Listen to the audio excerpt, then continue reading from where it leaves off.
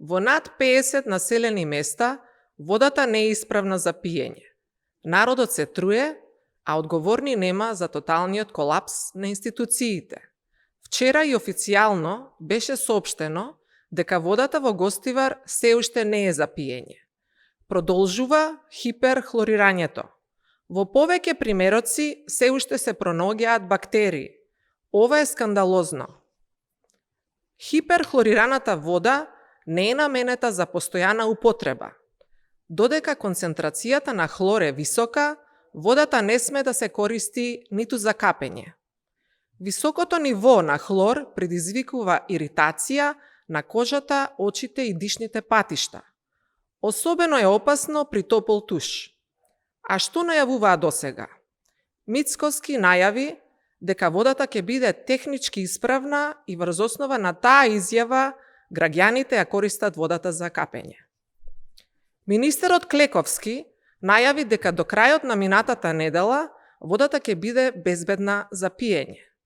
Пред 2 дена Мицковски повторно изјави дека за прв пат по многу години водата ќе биде бактериолошки исправна.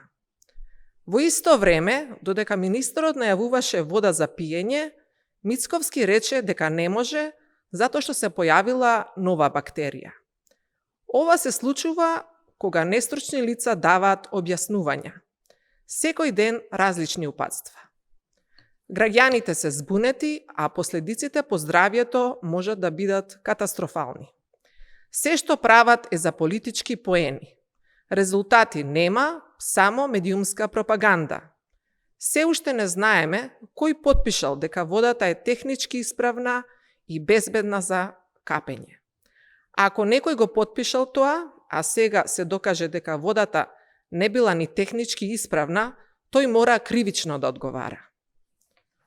Тоа што владата деновиве не го покажува официјалниот документ, наведува на сомнеш дека документ воопшто нема.